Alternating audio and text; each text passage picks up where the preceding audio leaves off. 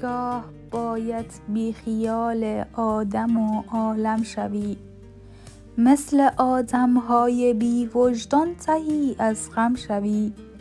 گاه اگر خوبی نمی فهمند کسانی بهتر است، مثل آنها مدتی هم بدترین آدم شوی.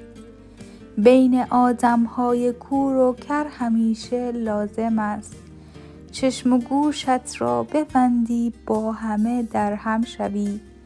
آن که را 100 بار می بخشی نمی فهمد مبخش، لازم است گاهی نبخشی تا که ابریشم شوی.